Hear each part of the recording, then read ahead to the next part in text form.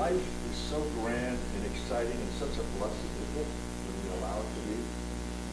And it is so wonderful to be involved in a system that has such powerful...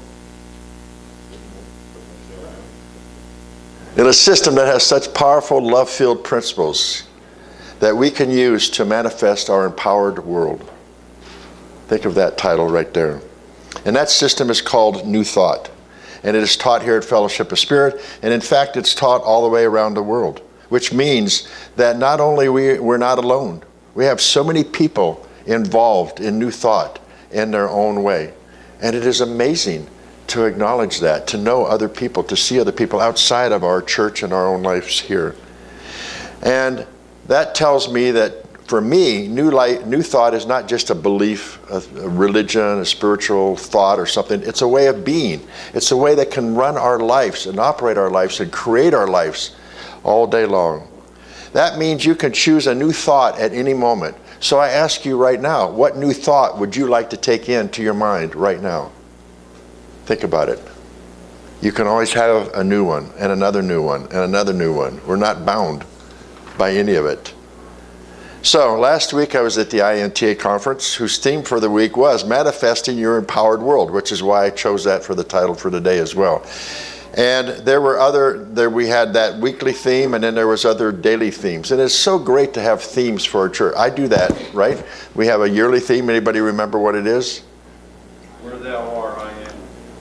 And where I am, thou art, for I am that I am. Thank you, Bill. So, and then we have monthly themes that I express, like for instance, the theme for this month is spiritual freedom. So it's always great to have something that you can focus on for intention and visioning. Some of the speakers there referred to the theme, some of them didn't. That was okay.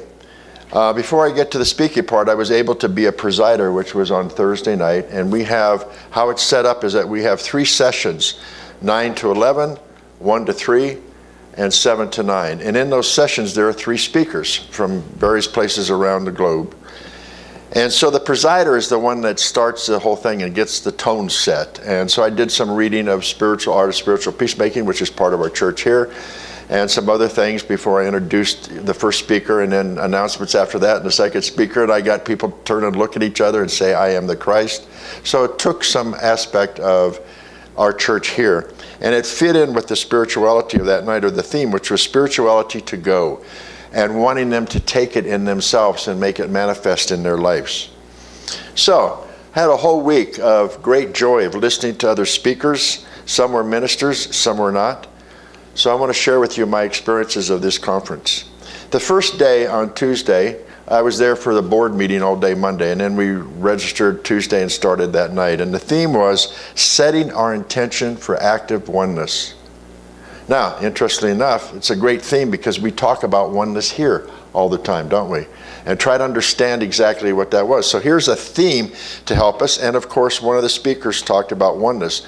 Now, if you consider the fact that you all were here last week on Tuesday living your lives, and there was somebody in Phoenix talking about oneness, which is all part of the same mind. It's amazing, isn't it? For me it is, to be somewhere else and to see other people expressing new thought principles to say about oneness. Another speaker talked about principle, which I've talked about here as well. And again, it's the oneness of all. So what principle means is an essential truth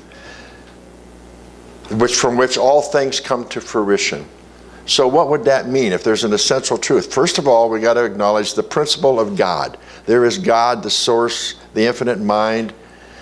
From that truth, all other truths come because it is so essential. So some other principles then might be love. That's a divine principle from which all things come.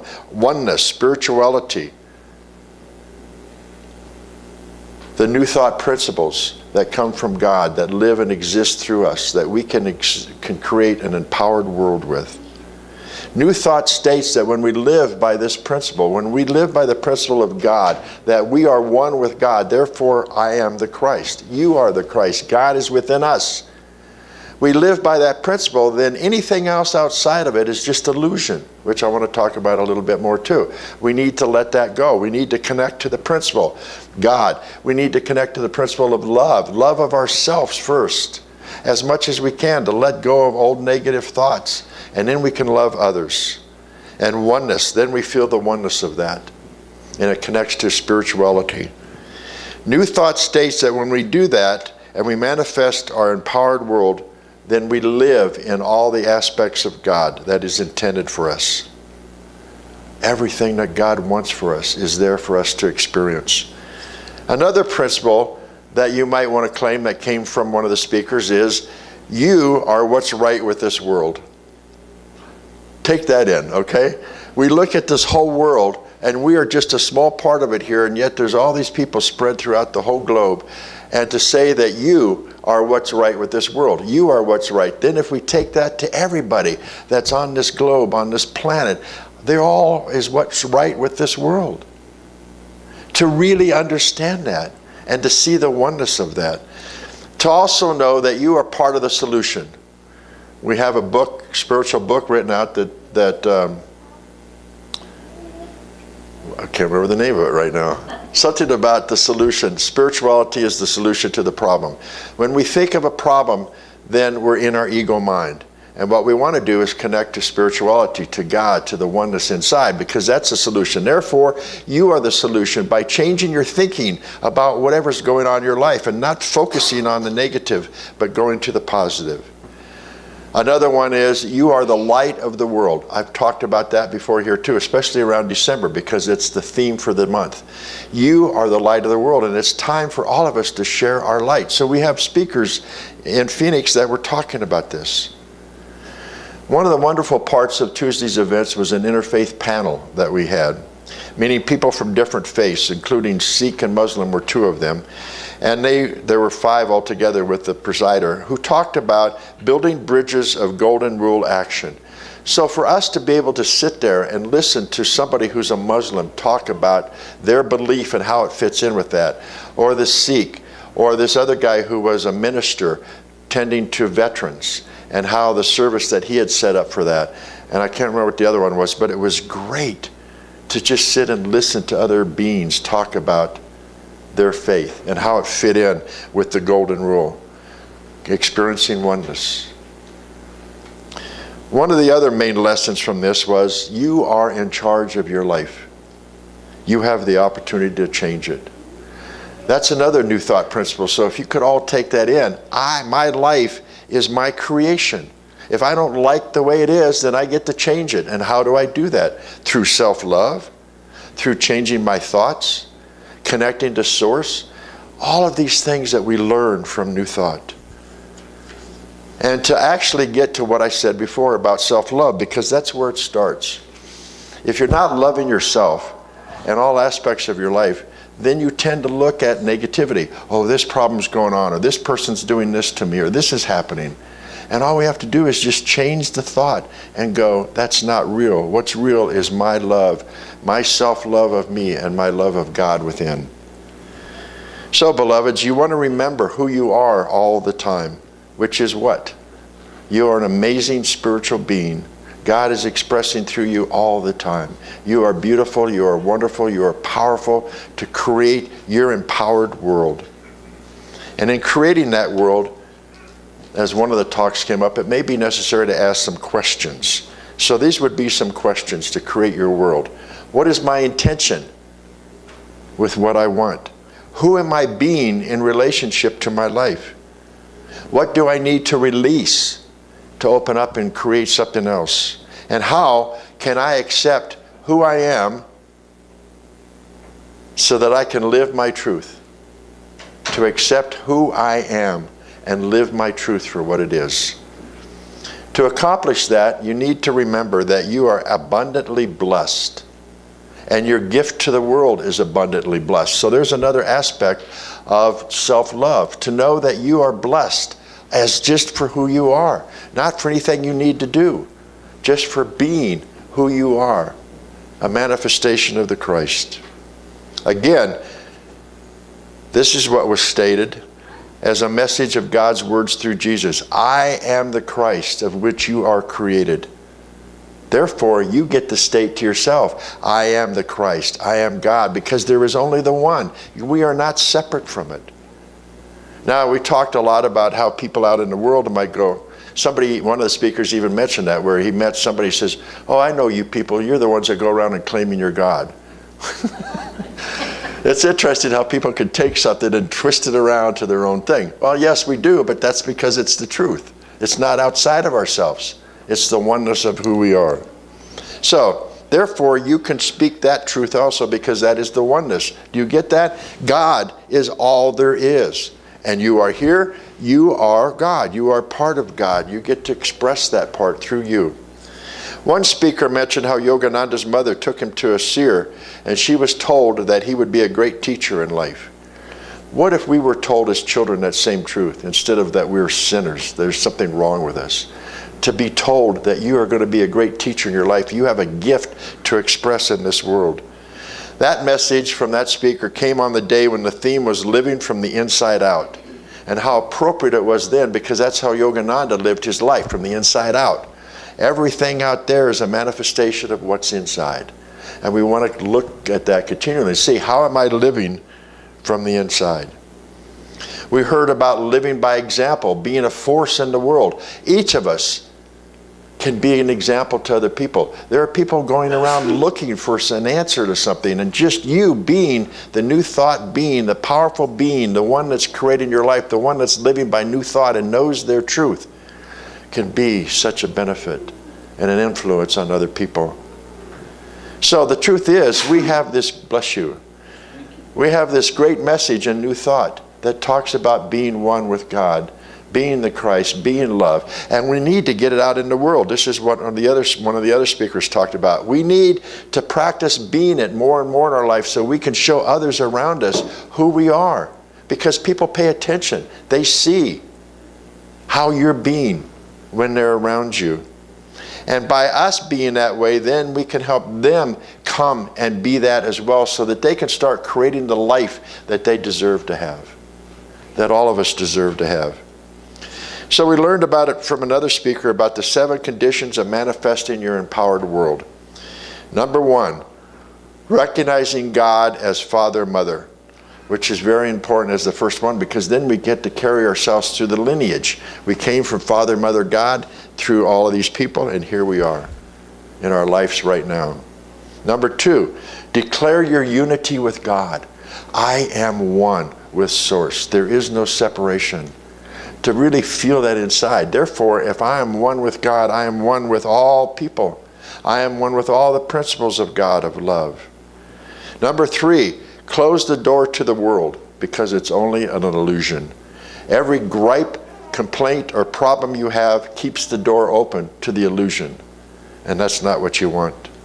Number 4, go to the secret place. And where is that? It's the place inside where everything is possible. It's the place of no limits. And where's that at? Right here, one with God.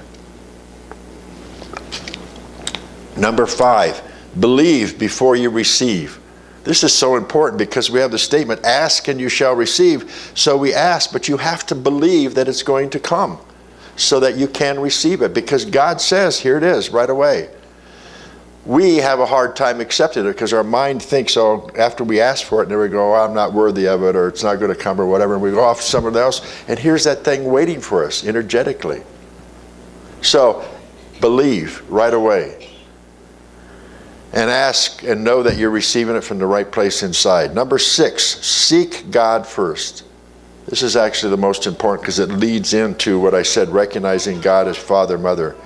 Knowing that God is the source, the principle, the creator of all that is. Really take that in, beloveds, that God is the source of everything. If there's something you're looking for in your life, God is the source. And number 7, forgive your way to the light. Forgive your way to the light. What an important statement, for us to forgive ourselves for judgments that we've made about ourselves, for our past experiences, to forgive others who were co-creators with us, to be in that place where we let it go. And then what happens is our light begins to shine brighter, because we're not holding on to something that occurred from the past or judgments that we have about ourselves. It's time for us to shine our light, to see, to let the world see who we are, to see our gifts that we are given through God, the works that we have to share. We were also told to be one with God with that in every situation, or let it go. Let me repeat that. Either be one with God or let it go. Because why focus on negativity? If you can't change it and get connected to God and love, then just let it go the best that you can. Know that every cell in your body is intelligent. I've talked about this because all the cells in our body have God in them and Christ in them, and so they speak to each other. That's why we do a prayer treatment around health in the beginning, so that everybody knows that the cells are awake and creating health. And I'm going to talk about that in a minute. On Thursday, we had a speaker with an interesting message because, you know, numerous times here I've said to not say the word sorry. Remember that? And there's a reason why. Because why do we want to say I'm sorry when we say things after I am? It's like we're not a sorry being. Anyway, he talked about it, and he's even written a book called The Sorry Syndrome. So it was interesting to hear the speaker that has some similar thoughts and a lot more that he shared that fit in with what I know about saying I'm sorry and how to stop doing that. Because it's just something we learned at an early age. You know, when we were told a couple of things, maybe, did you get your homework done? No, I'm sorry, I'll do it. Or maybe a child plays with another child and then hits them or something, and the parent goes, don't do that, tell them how sorry you are. When that's not what the child's feeling inside themselves. So it's a thing that we need to start letting go of, and it was an interesting talk. On Friday, the last day, no, Saturday's the last, but on Friday the theme was shifting, growing, and evolving. We had a message about breaking the mold of the old so the new can come through. To let our old thoughts about ourselves in the past go so that we can be in the moment and the new of God can come through us. We had another message to remind us that we, again, another speaker said it in different words, different ways, we are a spiritual being. We are the Christ, we are the God, and we just need to remember that every moment of our day as we move forward in our life towards our destination, wherever it is that we're going in our life. I am the Christ. So, on Friday morning, because afternoon we had free time finally, and then we had a banquet that evening, which was really great. And so on Friday morning we had the 3 speakers, and I was the first one, and then we had 2 others after that, very powerful speakers as well. And so there's a couple things that I want to share about that. My talk was about the theme, where I am, thou art, where thou art, I am, which is what I gave the beginning of this year. And if you'll remember, I shared a couple stories. One about being with a friend of mine in Santa Fe and going through those churches. And remember when the guy showed up at the end of the day that I'd been thinking about? Do you guys remember that? So I shared that story, and also the one about Deepak Chopra. And I talked a little bit more about the oneness of it. But because some of the ministers had talked about health and things they were able to change in their own mind, I shared this story, which I haven't shared with you before. And that was before I became a pulpit minister when I was living in Albuquerque, a friend of mine told me that I should go and register for the VA. And I didn't want to because I'm a holistic health practitioner. My whole life I've been just dealing with my own health. I didn't need to be caught up in a health sort of thing. And she said, oh, well, you've got to do that because you're a veteran and it's free care and you never know when it might be needed. And I thought, well, okay. And I went and did it. So I got registered in the VA. I had to go through this whole process of getting checked out and getting into the system. And then somewhere soon after that was when I got the message to be a pulpit minister. And I went to Bayfield for my church there. The year after I was there, after going to Durango to the VA appointments, one of the doctors there said, well, guess what? It's time for you to have a colonoscopy. And I was like, oh, no. So they set me up at the hospital in Albuquerque. I went and stayed at a friend's house, and he took me there the next morning and did this whole process, which was very painful in my estimation. And so when I woke up after the thing was through, I'm laying on this bed, and there's a lot of other people laying on bed, and we're in the rehab room. And this doctor comes up to me and says, Mr. Harris, there's something wrong. You're not recovering the way you should be recovering. So we're going to have to send you back to x-ray again. And I'm like, okay. So they wheeled me down into x-ray room. They wheeled me back afterwards. I'm laying on the bed, and I see 3 doctors come walking with such energy in their bodies right toward me. And the one doctor said, Mr. Harris, we have a problem. We found out through the x-ray that when the colonoscopy was done, the doctor cut a part of your colon. And what we're going to have to do is get you set up in a room and take that part of the colon off and then have you come back next week and have a bag put on for your colon, you know. And I looked at him and I said, no, you're not doing that. And they wheeled me up in this room. He said, Mr. Harris, you've got to consider this because this is a difficult thing and we don't want you to get any worse from it. I'm going, no, you're not going to do that. So I called the board president in Bayfield who does Reiki, and I told her what had happened. I need you to start sending me Reiki. Please get hold of the other 2 people who are energy workers and send them.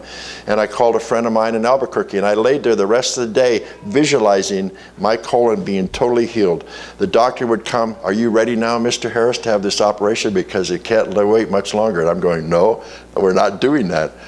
It wasn't until 10 o'clock at night that he came in and I said, listen, this is not going to happen, and so you might as well give up on it because I'm healed. And I want you to take another x-ray. And so they said, okay. And they wheeled me into the x-ray room and they wheeled me out, and I'm just laying there. And the whole day, I have to tell you, I was connected to God. I was thanking God for my health and the process that it was going. And so the doctor comes back in and he says, well, I'm totally amazed. Your colon is healed. We don't have to do anything. I'm like, hallelujah.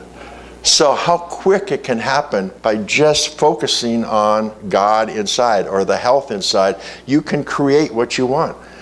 So that was a really interesting story in my life, and a lot of people enjoyed that. And I got a standing ovation, and so did some of the other ministers. So that was really great. So the reason I want to share all this with you is I want you to just consider not coming here just on Sunday. It's great that we're here. We're a family. We get connected to one another. But I want you to consider that maybe next year you might want to come to this conference with me, where rather than just being here one day, you get to be caught up in new thought all week long. You have these 3 sessions every day. You have other ministers, authors who come and speak about new thought, and you get to hear it in a lot of different ways. And just remember that what we are here to do is to learn all that we can to be the ones who can create our empowered world. That's why we're here. Namaste. Namaste. So before we... Thank you. Is there any comments or questions before we go to meditation? Yes. On the not saying I'm sorry, I've always felt that telling somebody you're sorry, especially if it's something from a past grievance that you committed, was very healing for somebody. What would you replace it with? An apology, just like I apologize. Why do you need to say I'm sorry or I apologize in the first way? Because you thought you did something wrong?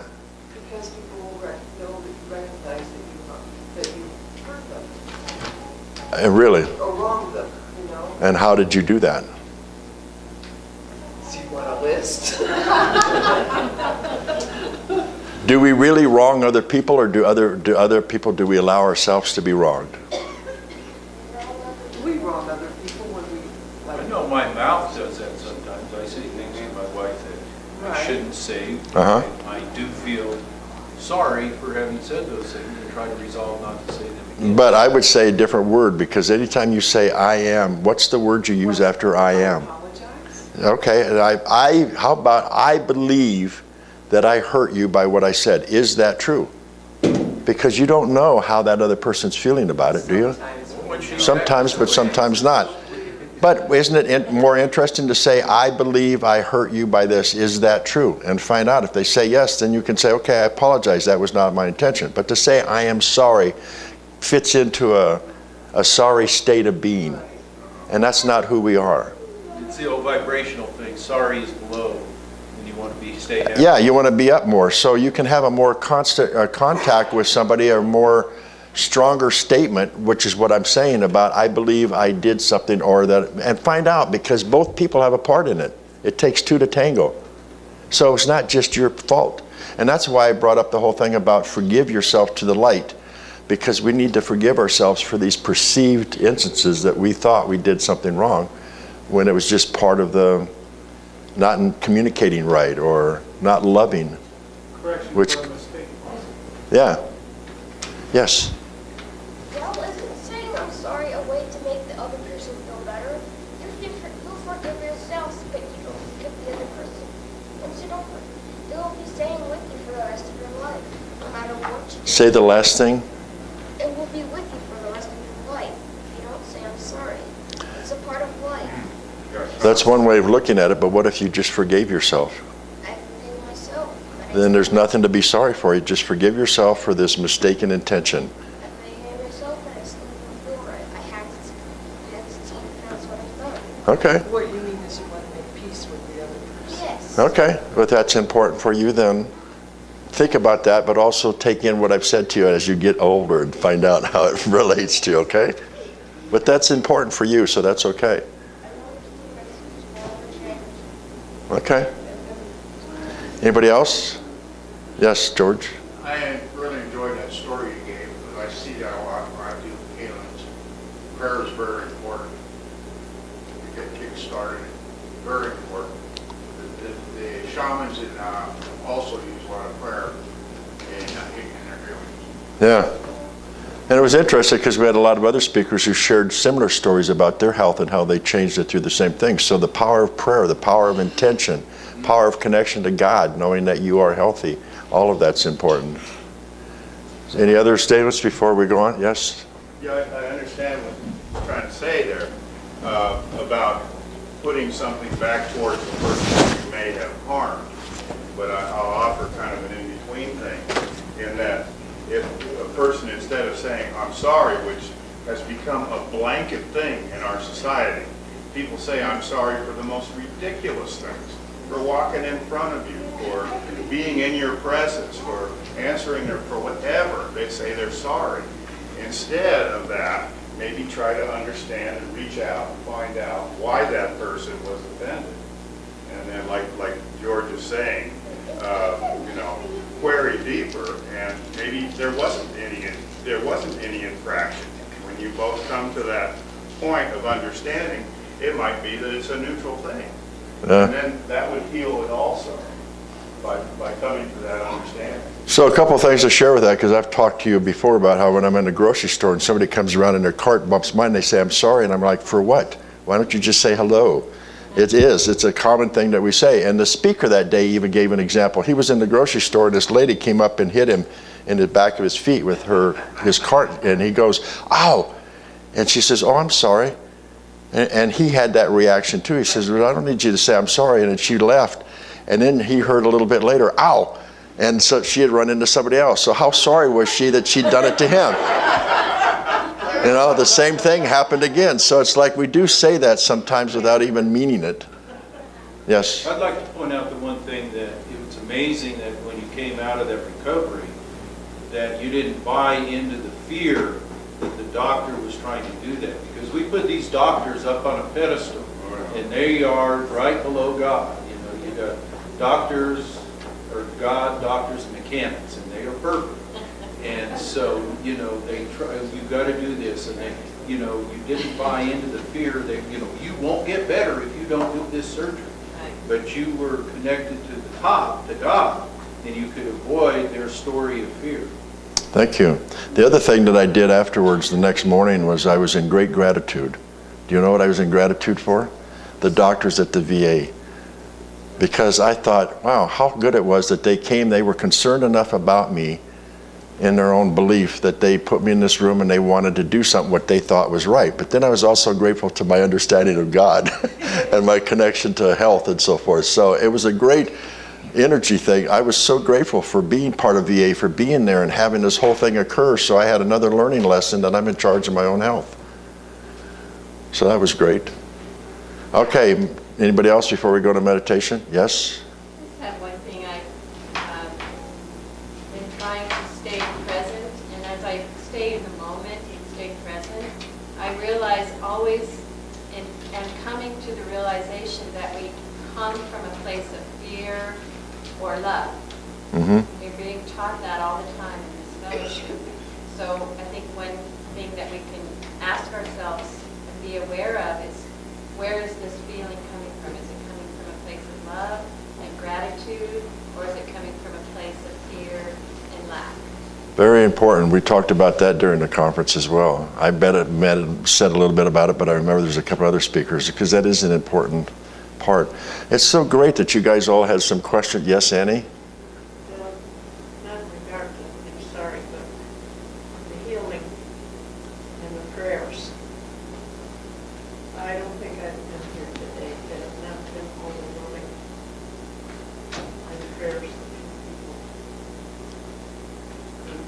Yeah? Well, you are well worth it. As we all are. So we have to take that for any and know that it's for ourselves as well. So please give some thought to the fact that it's not just us here, you guys. It's churches all across the country and all across the world. We had some people from England, from New Zealand that were there. We have a minister in Nigeria that just got elected last year as a district president, and a lot of other things going on. So think about coming and joining me next year and coming to this conference and just getting yourself filled up with more new thought principles and love, and bring it back to the love here in this center. So it's time for us to do meditation, and Sean Dean is here.